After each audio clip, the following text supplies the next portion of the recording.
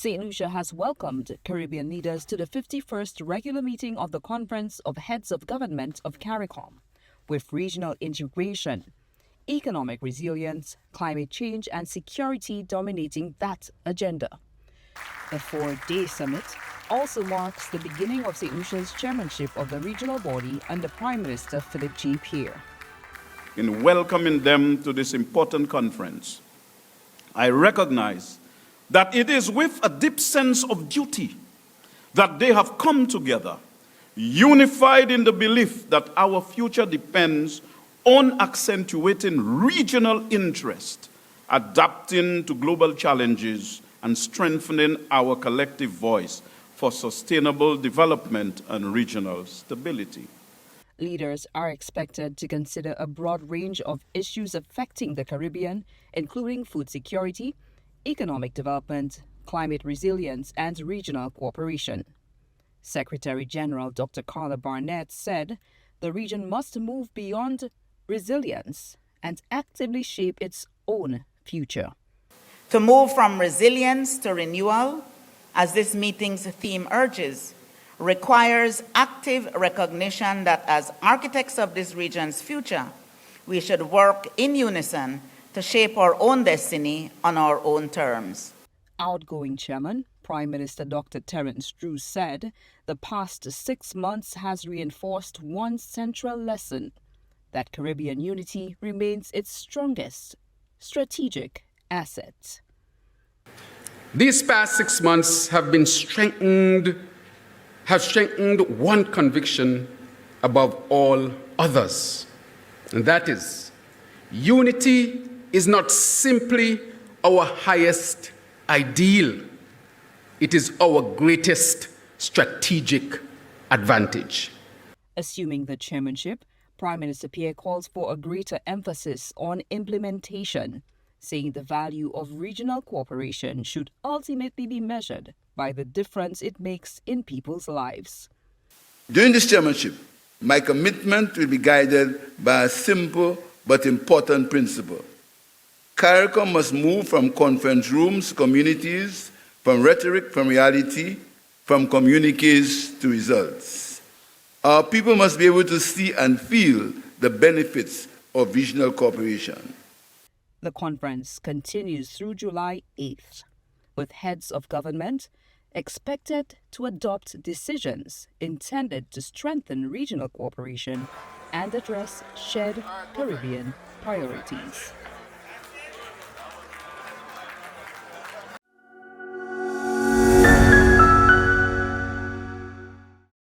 The Eastern Caribbean Central Bank has unveiled a new series of EC Bank notes celebrating the people, heritage, and achievements of the Eastern Caribbean, marking the first time the region's currency no longer features the image of the late Queen Elizabeth II. The unveiling took place during the ceremony to mark the change of chairmanship of the ECCB Monetary Council in Portsmouth, Dominica, where Governor of the Eastern Caribbean Central Bank, Timothy N.J. Antoine, officially revealed the redesigned notes. The redesign follows a decision by the ECCB Monetary Council in July 2023 to replace the image of the British monarch on the EC currency. Public consultation held across the Eastern Caribbean between July and December that year found overwhelming support for recognizing national heroes and nation builders from across the currency union. Recognizing that the currency belongs to the people of the Eastern Caribbean Currency Union, the Monetary Council invited the public through the central bank to help shape this new chapter in our shared history. Between July and December 2023, citizens across the currency union were consulted on who or what should appear on the redesigned currency. The response was clear and compelling. The people called for our currency to honor our own heroes, nation builders, and persons whose lives and achievements have enriched our countries and strengthened our region. Guided by that mandate, each participating member country was invited to nominate an individual whose life and legacy reflect the highest ideals of service, leadership, scholarship, and excellence. The new banknote series honors distinguished citizens from each of the 8 member countries of the Eastern Caribbean Currency Union. 3 distinguished St. Lucians are among those recognized. The new EC 100 notes features Nobel laureate Sir William Arthur Lewis alongside the Right Honorable Sir John George Melvin Compton, St. Lucia's first Prime Minister and national hero. The EC $50 note honors the Honorable Sir K. Dwight Venner, former governor of the Eastern Caribbean Central Bank, recognizing the lasting contributions of 3 St. Lucians to both the nation and the wider Eastern Caribbean. Members of the ECCB Monetary Council unveiled the redesigned banknotes during the ceremony. Prime Minister Honorable Philip J. Pierre revealed St. Lucia's selection. St. Lucia's selection is Sir John George Melvin Compton.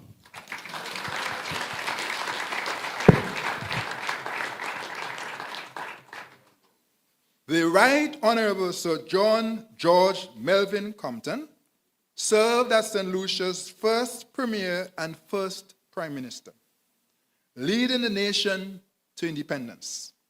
His vision for economic diversification, nation building, and regional integration helped shape modern St. Lucia while advancing cooperation across the currency union. He also represented St. Lucia as a signatory to the ECCB agreement, establishing one of the region's most enduring institutions. The ceremony also marked the official transfer of the chairmanship of the ECCB Monetary Council from Antigua and Barbuda's Prime Minister, Honorable Gaston Brown, to Dominica's Minister for Finance, Honorable Dr. Irving McIntyre, who now chairs the governing body of the Eastern Caribbean Central Bank.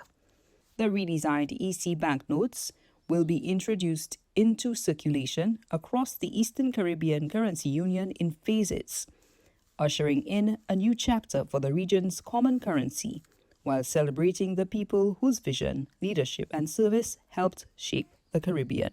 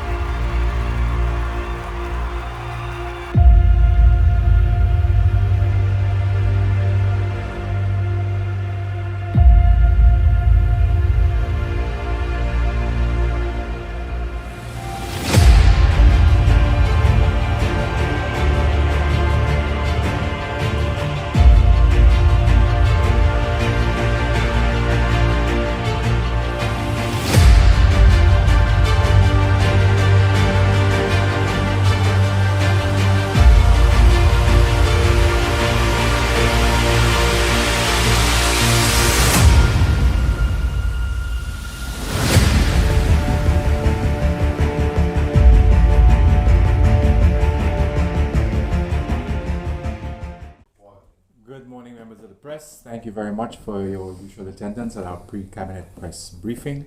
Today we have a sole speaker, and that would be Deputy Prime Minister, Honorable Dr. Elect. Thank you very much, Kirby. I think we'll start off today with your questions. We had the CARICOM Heads of Government meeting. There was a press conference after. And since then, a lot has happened. We've had Calypso finals, we've had Soca and Groovy finals, we've had Panorama finals. Did you have Queen Show before? I haven't seen you since our Queen Show, but essentially a lot of things centered around Carnival has happened in St. Lucia. So maybe I'll take questions and respond to any queries, comments that you may wish to put before us. I know you have a lot to ask. I can see it on some faces. Go ahead. Yeah. Okay.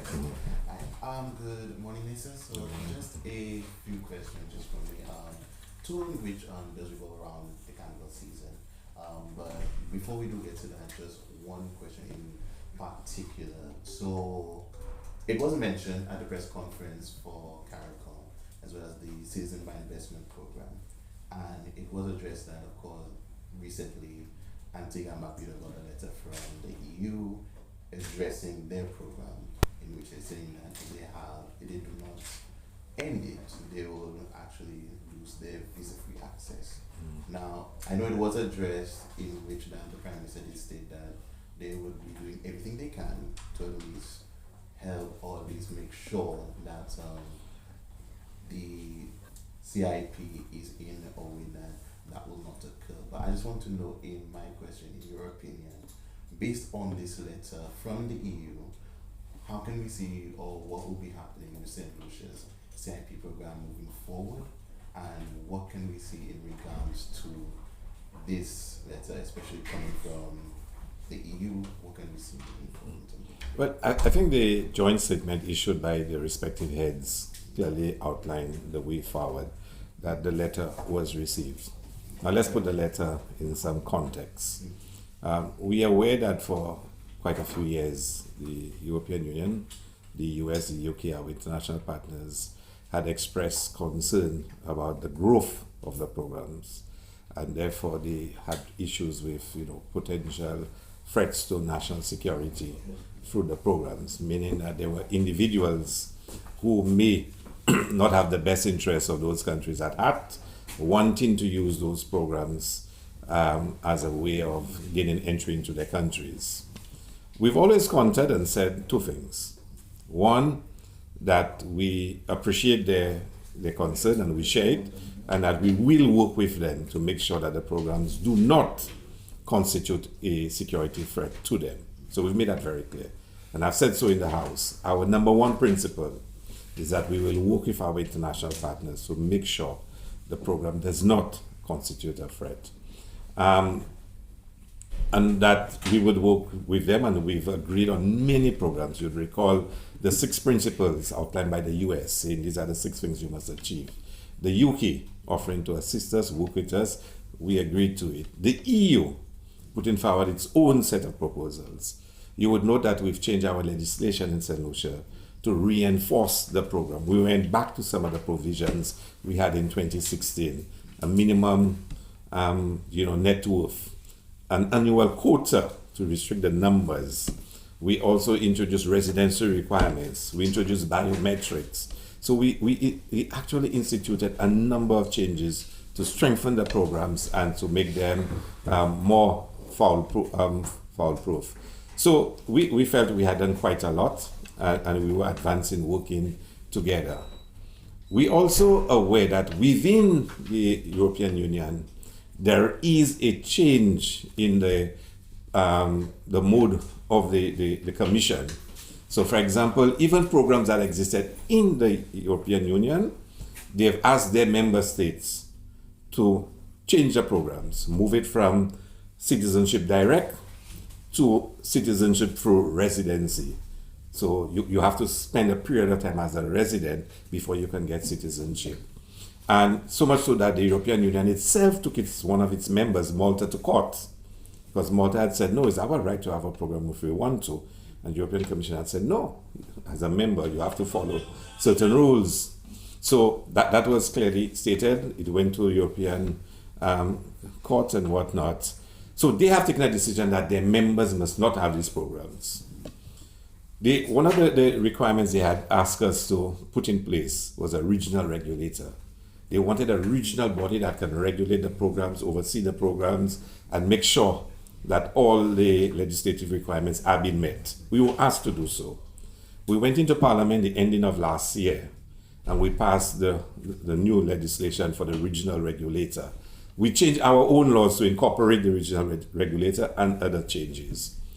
And we thought, okay, we're making progress, we're moving forward. What you've asked us to do, we've done it. We've explained to you the importance of the programs to our countries.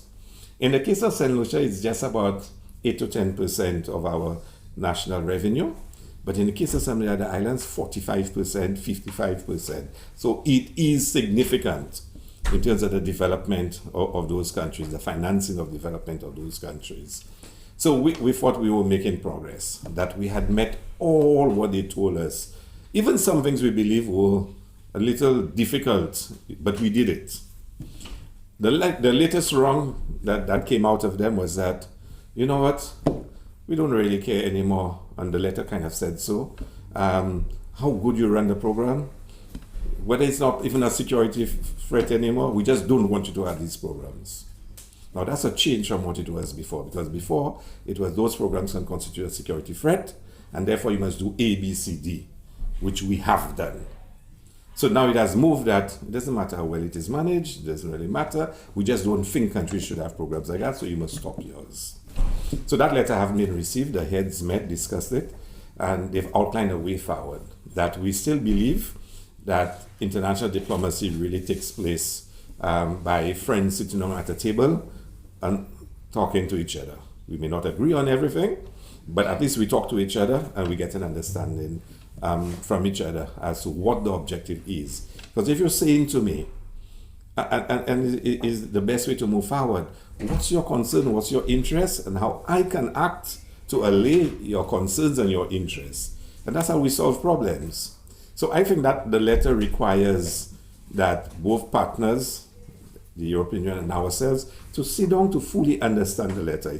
It's in writing, but it needs further explanation because it's not consistent with what has been happening for the last 2 years, where we were working together to allay any fears they may have had. So the heads of government are right in their approach that, you know, they would want an opportunity, and they spoke of a diplomatic initiative to reach out to the European Union and to really get from them a thorough understanding of what this is about. Because, like I said, it's not consistent with the approach, the partnership that we've had with them, and for us to really distill and understand the scope and scale of the consequences of that letter.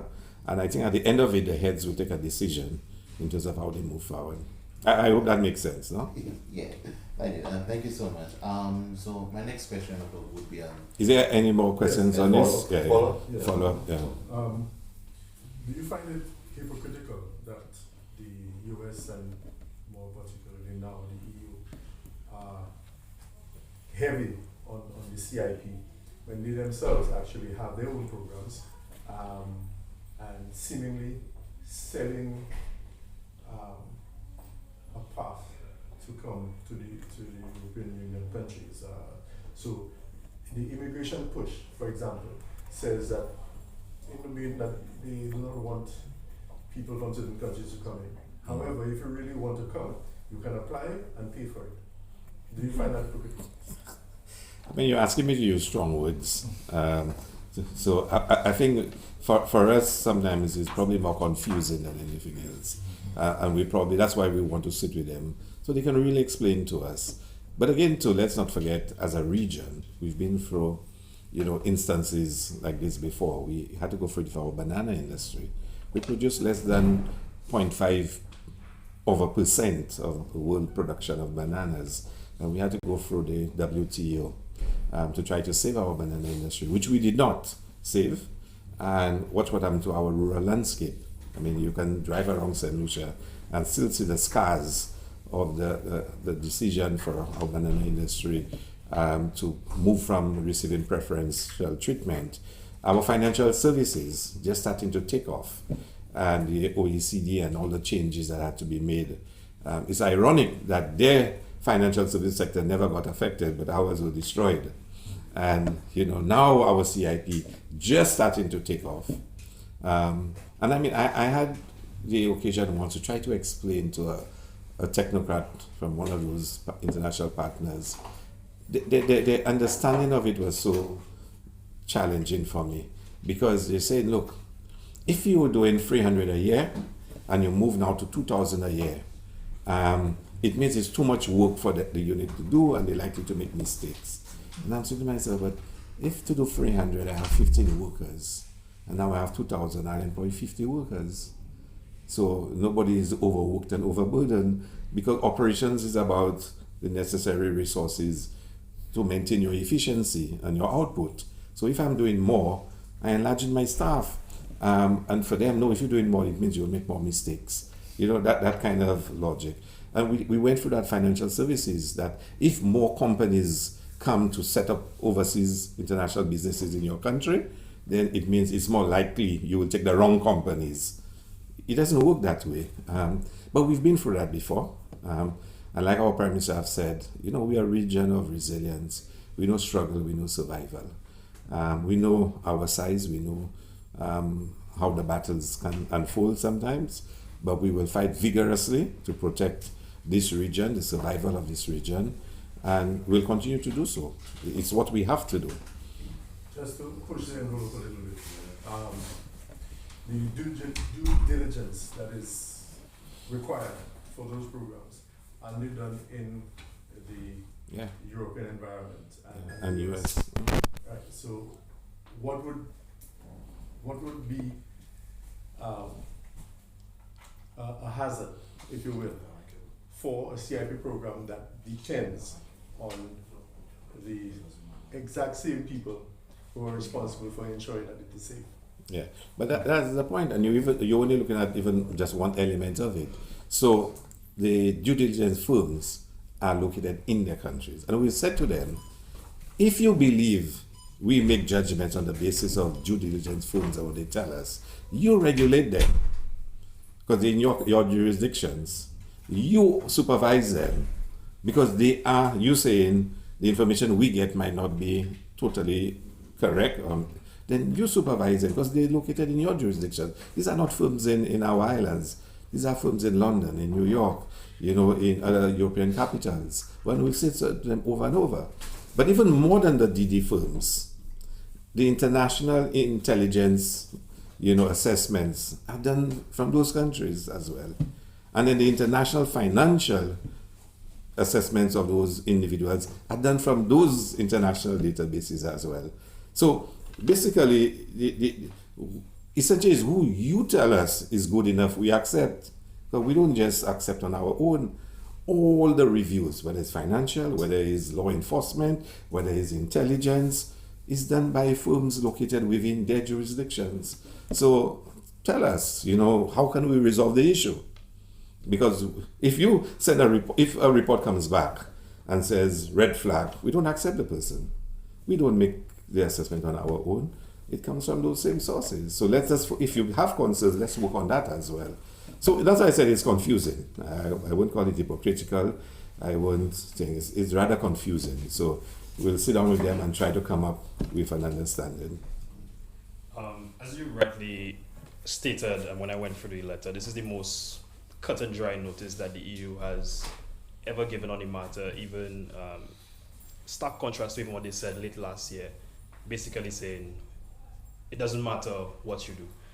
So given that reality, is the government comfortable with retaining the citizenship by investment program, even if it comes at the expense of the visa-free access? And piggybacking off of that, do you believe St. Lucia's citizenship by investment program could be harmed if we lose that visa-free access? Well, let me answer the latter question. If it can be harmed, I think, of course, yes, the attractiveness of it can be affected if you lose visa-free access to the EU. Most of the countries except St. Lucia, maybe now St. Vincent, that have announced they're going to have a program, had their program at a time when we had visas in place. Because don't forget, we got visa-free to the EU, I think in 2015, around that time, 2014, 2015, around that time. So most of those programs were already in existence when there was no visa-free provision. So it's probably, you can put that into context and see the extent to which we will be hurt. There are multiple reasons why people get second passports. So for example, in the last few months, we've noticed a significant increase in American citizens applying. And it's very obvious why they want second passports. They prefer to travel to certain parts of the world with other passports than an American passport.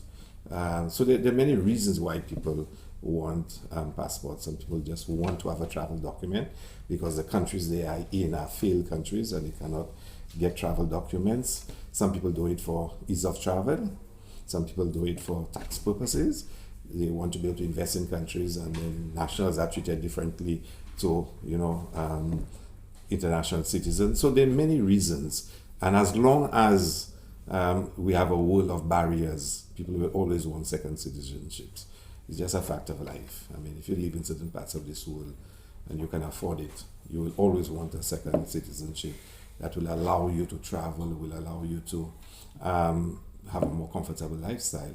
And also there's a younger generation now that see themselves as global citizens, digital nomads in the age group of persons wanting second citizenships, that they literally, that is a new phenomenon for young professionals and high earning young professionals as well, that they want to be able to go on their annual vacation and travel to another country, and they have a citizenship of that country.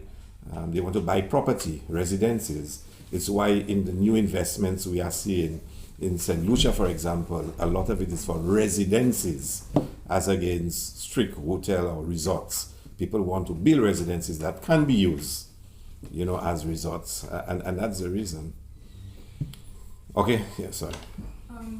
If the EU is adamant that we must dissolve the program by 2020, no matter how much we try to negotiate, how much of a say would the people of St. Lucia get as to whether we should dissolve the CIP program or lose the Schengen visa-free access? How much of a say will the people of St. Lucia have? Like what, call a referendum? Not necessarily, but in terms of their input into the decision. People of St. Lucia are always important. I can tell you that every single decision we make, we factor in the sentiments of the people. I mean, I listen, I read all the stories that are posted, you differentiate between, because I'll tell you something, when you're in public policy making, and you're making decisions that will affect the entire country, you have to be able to discern whether it's a small group of persons making a lot of noise, or whether it's a large group of persons with genuine concerns trying to impact public policy. Because you can have a small group of persons that are a vast minority making a lot of noise. And you have to be able to discern when the majority of your population is not supporting what you're doing. And the successful politicians are those who can do so. They have the astuteness to know which issues to let go by and which issues to take on, because it's a serious issue. And I think the ultimate test of that is when the elections come. If at the end of the day the people return you 16-1 in an election, it tells you that they're largely satisfied with the decisions you've made. And thereafter you govern. And as you govern, you have to be able to make decisions that the people will still be with you. And the moment you realize that people are not with you, you have to draw back. And then the big question becomes, how do you know the people are with you? And there are various methods of doing that. I mean, as politicians, we go on the ground, we visit communities, we meet with people, we have town hall meetings, we have annual meetings of our constituencies, you do polling, you listen to the talk shows, you listen to journalists like yourselves. I mean, some journalists actually ask questions and write stories based on what they feel, the pulse of the people on the ground. Some people would say, the journalists who ask you all had questions, they should have asked you all A, B, C, D. Hello. But if the journalists didn't ask it because they don't feel the public is putting that forward. So it might be the agenda of some people, a few people, but it might not be the public's agenda. So that's why I don't really listen to some of the criticisms of the journalists, that they're not asking hard enough questions. I'm sure if when you go around Castries, around St. Lucia, you'll hear people talking vigorously about issues, you'll come here and ask it, because that's what you do. So there are various ways in which you test public opinion. I mean, in St. Lucia, we have a few politicians and a few persons who always describe themselves as international influencers. I don't want to mention any names, but they construct a reality and they then want to judge you by that reality that they've constructed. So, they will say, there was a classic one when they interviewed, I think it was the leader of the opposition, and he said, the judge said there's no evidence, but even if they don't have evidence, you should go forward with it. Now, if a judge says there's no evidence to go forward with a case, you say, no, it's a real issue. But who made it a real issue? You. So if you construct a reality, you don't judge thereafter by that reality that you constructed. So, I mean, when we believe, and I believe my Prime Minister, after being around this long and winning 7 elections, I think he has a good sense of issues and how to deal with them. and he has the maturity and he has the experience and the understanding of how to deal with sensitive issues. And if he says at this time, let us sit, let us go and talk to the EU, let's understand what exactly they're saying, I trust that judgment. And I think at the end of the day, we might still be in difference with the EU, but the way we manage the process and the way we approach it is important. So, you know, we will always listen to what the people of St. Lucia say. And I will tell you something too. There are a lot of people that don't support CIP. There are a lot of people who don't support CIP. There are a lot of people that support it because it brings in revenue for the development of the country and the advancement of the country. So we always have to weigh that. And if, for example, the CIP brings in a couple $100 million that we use for schools, for hospitals, for roads, and then you have to give it up and you get nothing in return, you have to ask yourself, will the people of St. Lucia be better off, you know, and to make those, you know, decisions. If you make the wrong decision, they'll vote you out next election for sure. But if you make the right decision, your country will prosper. And I guess that's what's required of the leadership of the country. I don't think you had answered my first Your question. first You part, had answered the yeah, latter yeah. one, but so is the government comfortable retaining the citizenship by investment program? Well, I think I just answered it by what I told her, that we're going to go for the process, we'll review it, we'll analyze it, and then we will make, I mean, we're guided by a very clear call. We must always put the interests of the people first. Always. Because even some of us, ideologically, there's some things you may not agree with as a person, but you govern in the country for the people, and you have to make the best decision. So I think, you know, we will, when the time reaches at the end of that process of engagement, we'll make the best decision. And we trust we can go and explain it to the people of St. Lucia, all that we have gone through, you know, to meet all the concerns of the EU. And if it comes to that, then we will tell the people of St. Lucia, we believe we made the best decision. Do you think the people have seen enough from the gains of CIP to, I guess, for them to make a determination as to whether they want it kept or disbanded? Do you think that they have really felt, or St. Lucia has really been able yet to capitalize on the revenue generated from the CIP program? Well, I could answer that two ways. I can answer it in a very straightforward, from a policy perspective, and probably say to you that we've not probably done enough PR to explain all the things we've achieved. We've presented it in Parliament, but maybe not enough PR to really detail all the projects that we've used CIP monies for. And sometimes I find people don't even really want the details. You know, you'll stand up in Parliament and you give the details, and someone tell you they didn't even hear, oh, that's what you were talking about, yeah, you know, that kind of thing. So the PR, the communication sometimes is not the best. So there is that, and I would admit to that we probably can do a lot better job. The second thing is that sometimes people like edifices. So in Dominica, you can go and see 60 houses there and 70 houses there, and the CIP houses, and people's like, yeah. But then if you finish, well, I shouldn't say finish St. Jude, but let me try and find the police. A lot of the money we've put in is to supplement the health and security levy, because I think you would have heard during Parliament the cost of, you know, the healthcare sector, that the health and security levy only brings about $47 million. And, you know, just to open St. Jude will increase the recurrent expenditure of health by about $20-something million. We've used a lot of CIP monies to do that, to finish to be where we are now. And there's a lot we've done in terms of roads, whatnot. And maybe we've not really pointed out, this is CIP, this is CIP, this is CIP. So to some extent, yes. But I think the people of St. Lucia can just look at the state of the economy in St. Lucia compared to some of our neighbors and see that our country has been kept afloat. Although less than 10% comes from CIP in terms of our national revenue.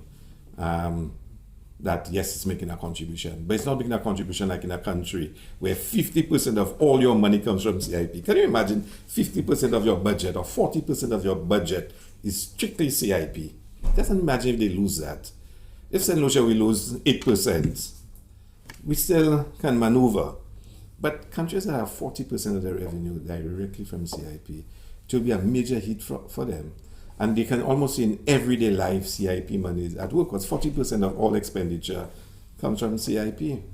But yeah, we should do a little more in showing the, how we, use all the different, projects and whatnot, and to, capitalize on promoting it and whatnot. So yeah. Like you said, the CIP for us is just about 10% of government revenue. And it's often boasted as, revenue that has not come from tax. Is the government considering or looking at any other creative ways of generating revenue that does not come from tax? You don't really have many options. That's the point. I mean, that's why I say creative. Yeah, because that's how government raises money. Government levies a tax. You either levy a tax or duties, whatnot, or you sell assets. You leverage your assets. Now, citizenship is an asset that we are leveraging. Huh? People say we sell passports. We don't sell passports, but that's the common parlance. But we are leveraging an asset, a national asset. What are the national assets we have in St. Lucia? Land, Crown lands, how much Crown lands we have to sell? Government buildings, how many government buildings? They're not many natural resources that we have. We don't have gold, we don't have diamond. We have no assets to sell to make money. So that's why you turn to taxing the people or taxing services and transactions to make money. So we don't have a huge, and that's where the citizenship is a national asset that we are leveraging to raise money. But we don't really have many options in the country. We certainly cannot be selling land, whatnot. I mean, if you look at the statement of the estimates, you probably will see like $10 million as government revenue from the sale of assets. That's selling Crown lands there, a lease for a beach somewhere. It's not much money. So it's one of the creative things we had to do, to leverage citizenship to raise money. Okay, any other questions? You have the presentation. Yeah. Nothing on Carnival? But there's so much on Carnival. We crowned 2 queens. So let me have a question. Yeah. Well, one of my questions is on that. 72 years of the Carnival Green Pageant, 2 queens have been crowned. I know we've heard from the Carnival Management Planning Committee, especially on that. But I do want to take on your aspect on this, since this is the very first time we've had 2 queens in St. Lucia, and moving forward with the pageant, in your views, how, your opinions on this, and actually how you feel about this, especially moving forward. Well, I mean, first of all, you can't have Carnival and don't have Bacchanal. So there must be there's always a Bacchanal, otherwise Carnival will be boring. You understand? So let's just be ready for Bacchanal once Carnival comes around. We just did not have provisions for a tiebreaker. And you had to make a decision, which is the less of the 2 evils. You either, recognize 2 queens and award the title to 2 persons and take a lot of licks from the public, a lot of criticism, jokes and laughter and all the statements that will be made, or you decide on the night, having known who the 2 persons are, to then introduce a tiebreaker and one of them to lose. Now, think of how unfair it is. You did not take part in a competition, or you took part in a competition knowing what the rules are, and all of a sudden you won, albeit with somebody else, and they now introduce a new rule that make you lose. It can't be fair to you. You now open yourself to litigation. Somebody can take you to court and say, but this is wrong. You can't introduce a rule after, and then I end up losing. And all my investment, all my preparation, everything, I'm not the winner anymore. So then you have to decide which of the 2. Now for me, it was even more difficult. And I'm glad the committee and I supported the decision. If you had introduced a rule that ended up with a particular person winning, you can imagine what would be said. That is the minister that bring the rule, so a certain person would win. So I was very confident. Huh? It was still said in the end, but people can say what they want about you, but if it's not true and there's no evidence, they can say it. For me alone, people can say what they want about me. Once it's not true, I define myself. But if you say something about me and there is truth to it, is a different thing altogether. So I was very happy and endorsed the decision they made. And I said to the team that, look, we're going to reset and we'll be bigger and better next time. Because in times of chaos and times of a turmoil like that, it really gives you opportunities for refreshing and to resetting. So we're going to redo the rules, and we're going to plan to have a bigger pageant and maybe even go regional as well, because I think St. Lucia has the capacity to have a fantastic regional pageant. I think our infrastructure for events in this country is phenomenal. I think our capacity is really outstanding, and we have a golden opportunity now. Creatives have called for the return of the OECS Soca Mona competition. People have called, the JCs no longer exist, the regional pageant. So it's a chance for us now to move into that space and to occupy it. So we're going to look into it. But I'm also going to ask the team to look at the rules across all the competitions. Soca, Panorama was last night. Just let us refresh, because there are new methodologies for judging. So that has evolved, and other countries have had experiences and they've evolved with new techniques. We now use electronic entry. So there's so much more we can do now to modernize our scoring system. So it's a chance for us to introduce, there are now apps for those things, and reducing bias and reducing errors. So we're going to modernize, and we're going to be bigger and better next year. The only thing we need now, we probably have to wait a couple of years for it, is a new venue. The pavilion, which is the largest venue, is too small, way too small. But Isla Resorts is building a new convention center, a 2,000-seater, but it won't be open until ending of next year. So not next year, but the year after, hopefully we can go into an ultra-modern facility, whatnot. But we have to be bold as a people. We have to dream big, and we have to see how much better we can be. So when we have instances like this, and people give you a lot of pluck and a lot of criticism, and you just ride with it, and then because next year when you come so much better, you can watch them in their faces and smile, because it didn't work out this year, but next year I'll be 10 times better. And when I see you, I want you now to go and criticize me. And for me, that's how I approach my work. I'll never tell you that we will not make mistakes. We will make mistakes. We will fall short. But one thing I can tell you, when I fall short, the next time I'm coming up stronger. And that's the mentality we have to have. We can be better. So let's accept we'll make mistakes.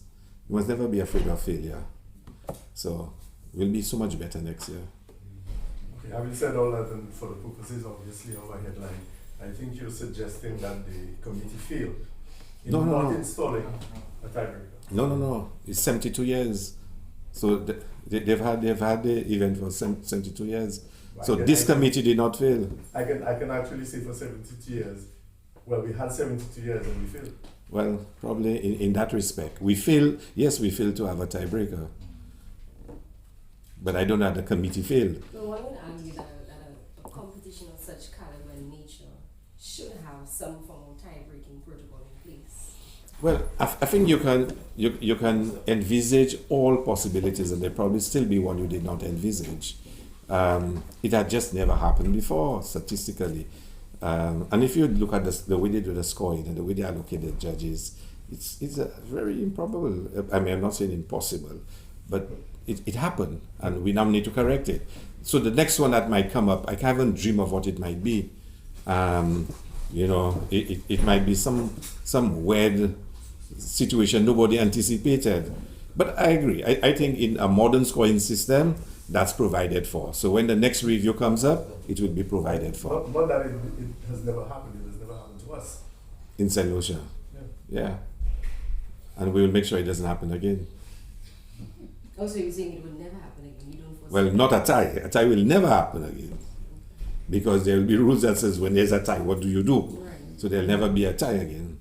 Because, I mean, look, I gave the example in my post of Marshall and Super Blue tying for the International Soca Monarch. They never had a tie before. And both Marshall and Super Blue tied. There'll never be a tie again. So I just want to get you on the record clearly. A tiebreaker will be instituted next year. At least it will be in the rules for next year's, by the time of next year's budget. Yeah, it has, and not just tiebreaker. We have to introduce rules to remove as well as extraneous outlier scores as well. Because they don't have, for example, in Calypso, for sure, you take out the highest and the lowest judge score for every round, for each Calypsonian. We don't have that in the Queen Show. It's something I think should be there. If you have a panel of 7, the highest score and lowest score should drop out. Just to avoid any biases or minimize, because you can never avoid biases. But I think they mentioned that there's a post-deliberation. No, he didn't allow for that. So you see, that's the thing, that's what the process is. So the scores, the judges, they don't deliberate with each other. Because sometimes when you're out, there's collusion. A strong judge can influence other people to go their way. So the judges don't discuss scores. They enter the score, it goes into the system. At the end of it, all the scores of the judges go to the auditors. The auditors review it and make sure there are no errors. The auditors then write out the results and give it to the committee. So the committee is not involved in judging, they're not involved in auditing. What they get is the final scores from the auditors. Now, if there had been a rule that said when the auditors review it, there is a tie, what to do in a case of a tie, the auditors would then implement it, resolve it, and give it to them. They probably would hardly even know there was a tie because it would have been resolved at that level. But they're not involved in the scoring or the auditing. They get the final results. We could speak on this for days, but I think there is a school of thought that if deliberation was allowed, chances are we would have never had a tie. That's true. But then that loss would say the rules will allow you to have deliberations. Who says you can go and deliberate? And what's your deliberation criteria? Is it who won the most segment? Who was most consistent? Who is the tallest girl? Who is the shortest girl? What is the deliberation going to, what's going to guide the deliberation? So who is it, who the judges like? And that's where it becomes problematic because if you had agreed before that when there's a tie, there's deliberation and X, Y, and Z shall happen, that's fine. But if you don't have it, you can't just introduce it. That's the challenge that was faced. But now, because some people say, they should have had deliberation, just decide among themselves. Okay, what's the criteria they go to use to decide among themselves? There's no criteria. Okay. Just one minute. So as a follow-up quickly, but has the committee actually mentioned to you on what that regulation would be, if there is? No, I think there should be consultation with stakeholders, first of all. There should also be review of what other countries are doing, because there are many different systems, and look at the other examples of other parts of the world, and then collectively to decide on what's the best way to move forward. But I also think too we need a little refresh of personnel, and there's a younger generation that's coming in that want to be involved, and every now and then you just have to refresh things. You don't want to do away with the old, but it's always an opportunity for you to refresh and energize. Now, I'm not a pageant person, so I'm not judging anybody or anything, but I just think it's an ideal opportunity, for reset. Yes, shifting focus away from Carnival Field pageant, how important is it overall that public figures, be those particularly within the creative industry, uphold the highest standards of integrity, respect, and within their professional duties and personal conduct? I think it's important. I believe sometimes we are caught between what is legal and what is moral or ethical. And sometimes the lines get blurred a bit. And some people will tell you, I didn't break any law. I didn't commit a crime. I don't know what you're talking about. But, and it comes down to professional ethics and, and moral issues. But I think all of us in public life have a responsibility to close the gap between our private life and our personal life. Some of us want our personal life. You just want to be with your family, you want to be with your space, and to just do the things that matter to you. and that's fine. And sometimes when that becomes public, it can cause embarrassments. And then there's a professional life and professional conduct which you must always uphold, and it's guided by rules and regulations and the law as to what your professional conduct is. It's not an easy task in today's world. It's social media and the amount of scrutiny that people get and the amount of responses you get on social media. But I would be the first one to say we all have a responsibility. We don't all succeed in doing so. I think when an individual has fallen short, and I'm not talking about legal, there's a judiciary that deals with legal issues. I'm not talking about personal issues, because if you fall short personally, it's up to your wife, your husband, your partner to deal with you. But when it becomes into the public space issues of morality and ethics, I think we must be very conscious of that and to make decisions to correct whatever that was wrong or face the consequences of having done such wrong. I know that. No, yeah. Go ahead. I know that we are in the peak of the carnival season, and so you find a lot of the staging of these national events. But how concerned are you subsequent to these events with regards to waste disposal and the amount of litter on fields and so on? Well, I think we make provision for immediate cleanups right after. Certainly in the events that we organize, part of the requirement for approval is to submit a waste management plan for the event. My question is centered more on the cultural solutions. Oh, right. The Prime Minister, I think, addressed that one time. Yes, no?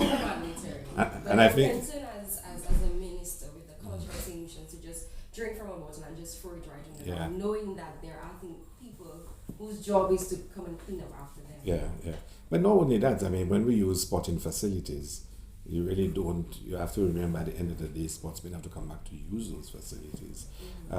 We have so many bad habits, in the way we conduct ourselves. This is one, solid waste management is one. I mean, if you go in my vehicle now, you'll see about 2 empty plates still in my vehicle because I didn't see anywhere to throw it. I bought a couple stuff and I put it in my vehicle. So when I get my home, I will throw it in my bin because I didn't see any bin to put it in. But you are right. And not only that, I remember I came in here some time ago and we spoke about traffic management, for example. If the public just listens, that was around jazz time. Yeah.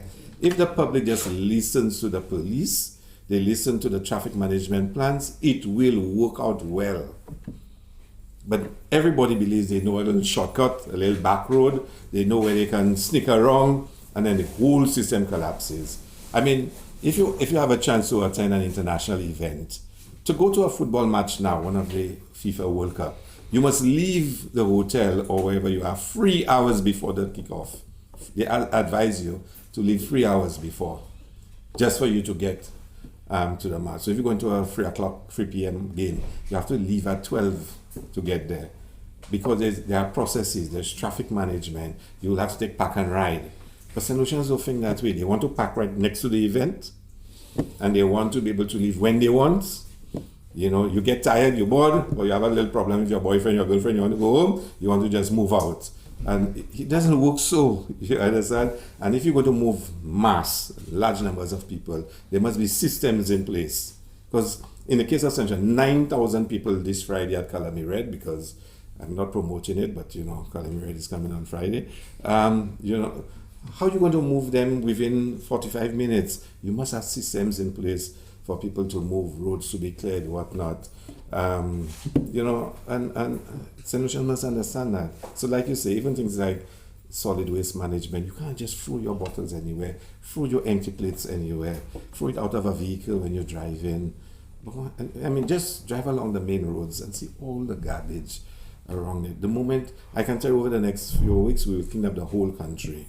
And within 2 weeks, you will see it almost back to the same.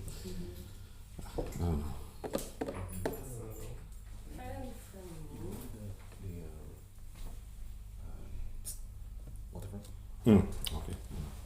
Finally, for me, I think we spoke about it with regards to jazz, making it an adult-only affair.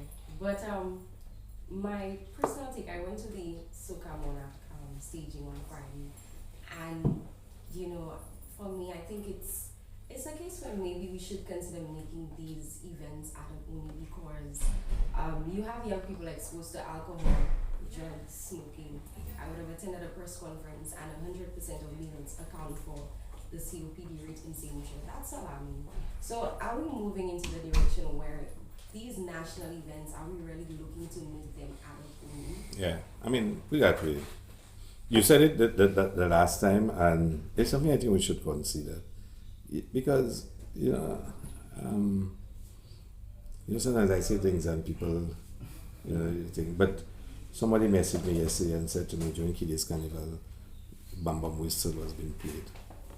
And, we reach out and sometimes not even the organizers, not even aware what the DJs are doing in cases like that. And it was addressed. Now, person not thinking this is young children. Some songs are just not appropriate, whatnot. And you're probably right. We probably need to enforce some of those things to say, look, some gatherings are adult only. Why bring a 10-year-old child to a Calypso final? The mother will tell you, I have nowhere to put my child and I want to come to Calypso final, so I bring my child with me. But until 2 o'clock in the morning, you're a 10-year-old. You ask, should it be? Some parents want their children to grow up in the art form. In Panorama, for example, there's some young kids playing last night. I'd love to see it. They will be the next generation of pan players. But they're out at 2 in the morning. But I don't know if it's a decision we can make on our own, but it's something we should probably have some more discussion about it. Because you are right, some of the songs are crossing the boundaries now. Some of the actions are crossing the boundaries. But then the other side will tell you, look, the parents bring the children out, they see it everywhere, they see it in the communities, and that's hypocrisy. You want to stop it there, but you can't stop it in the community, whatnot. But you are right. I mean, we need to have public discussion on those issues.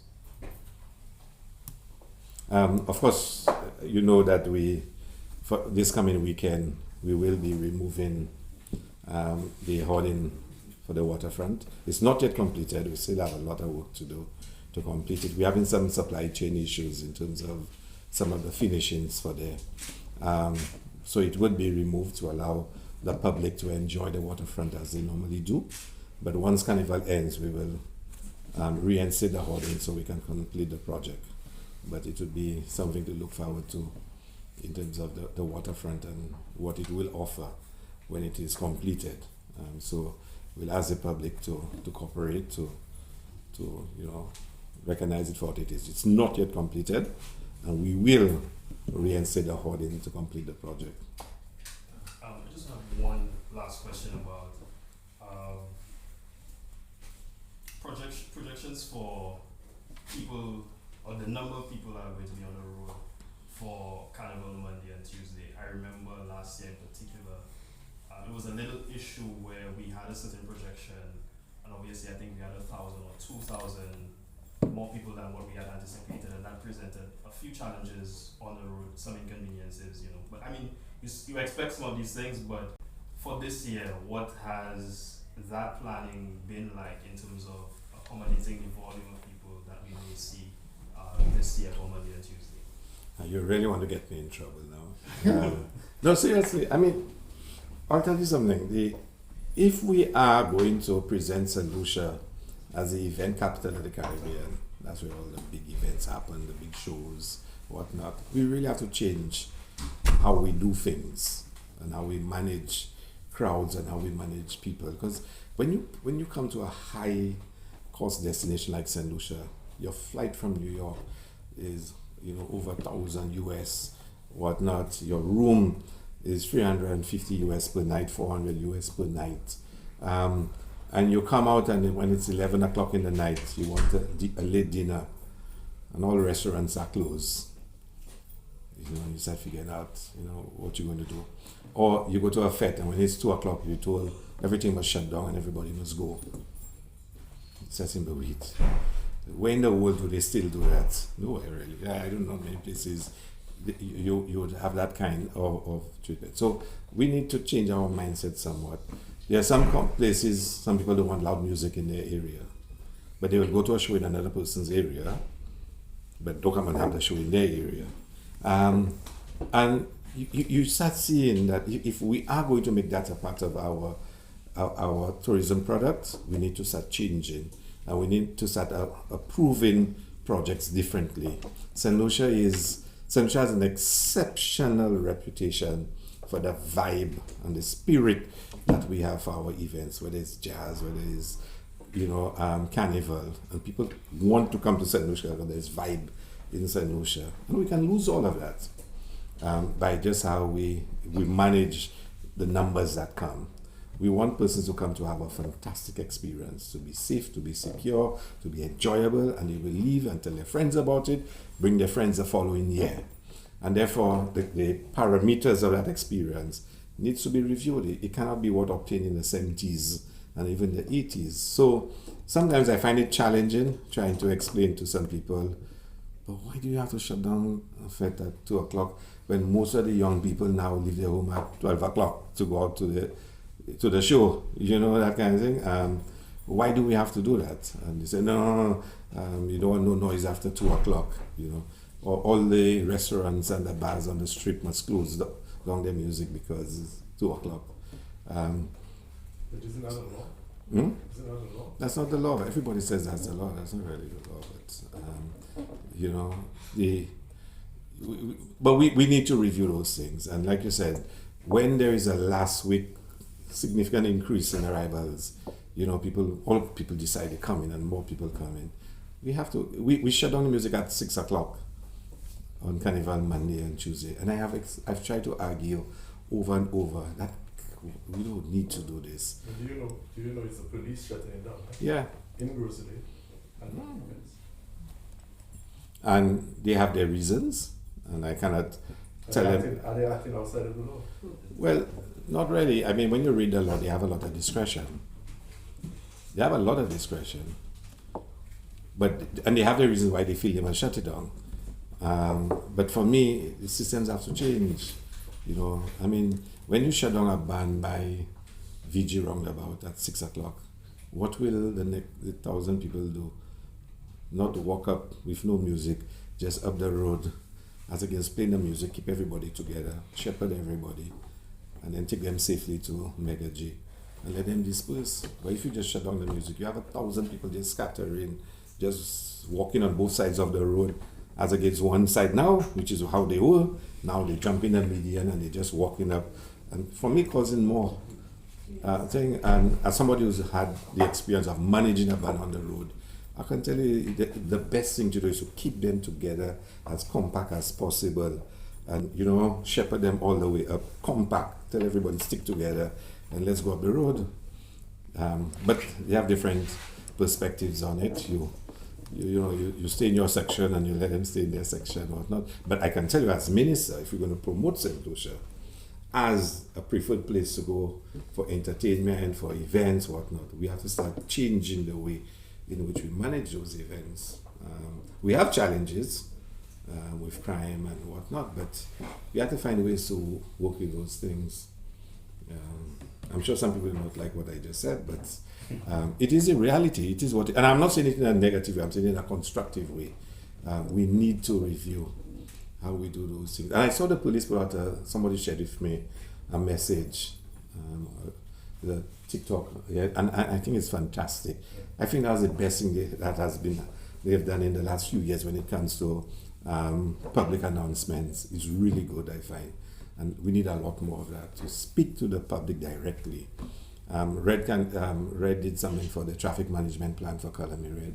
I think that was excellent too. These are the things we have to do. Speak to the public, tell them what are the arrangements, appeal to them to respect the arrangements. I mean, in that reel, the police is actually saying, to relate to them, to speak to us, tell us if you see something wrong, and to have that kind of engagement. And that's what we need to do. I think that will work so well if the public knows the police is out there for them and they can relate to them and speak to them. It will make for better management of the day. So I'm hoping to see y'all at all the shows, to see y'all on the road. I know that my partner have his costume already. Which band were you associated with? New Dimensions? Me? That could be a problem. There's a question at the back first. A few years back, Carnival Village was Yeah. The Monday and the Tuesday, for example, in the cinema area, you block it off, and then for those who are not going to the parties, but have the ability to make all the bands having something, or have a band playing to maybe run until 3 o'clock. I don't know if that is one of the ideas maybe that would come up. No, that would be a fantastic idea. If you can give us permission to use the land up there, we will use it. Yes, Yeah, it yeah. happens, you know. Huh? Yes, it happens. What, you think so? That's a public perception. Yeah. Confiscation for national project. No, that's wrong. You can't do that. But, you know, I think a carnival village is a wonderful idea. Yeah. Many years ago, we toyed with that. In fact, in those days, you still had Salmon's Park. Maybe using Salmon's Park as an area. And to get people to not, because if everybody is dispersing at the same time, it causes backlog. But if you stagger the departures of people and you stall it, you know, it's more orderly. So if you can have some music playing, people gather there, they have a little last lap jump up, because if you don't want them on the road around Castries, put all of them in a common space, and then let people just, you know, filter out. It can work, but it's to get the space to do it.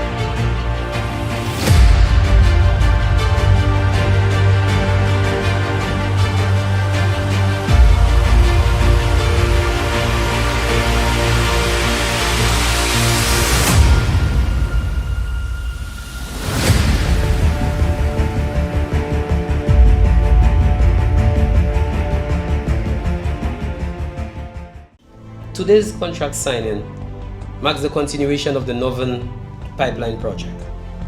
Through this significant national investment, we are finally rehabilitating the severely corroded transmission line. We must embrace life. So protecting the lifeblood of St. Lucia is exactly why we are gathered here this morning. For decades, the arteries of our national water network have been under immense pressure.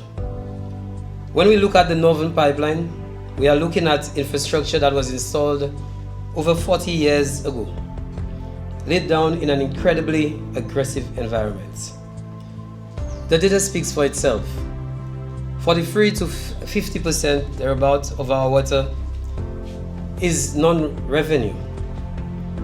That is nearly half of the water we painstakingly produce that is bleeding into the ground through these aging pipes before it ever reaches a single tap.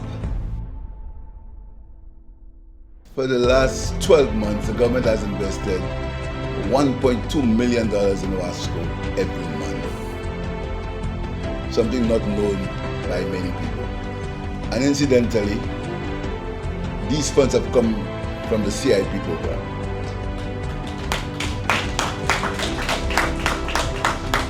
And I can possibly say it's the first time that any government has paid up its Wasco's bills.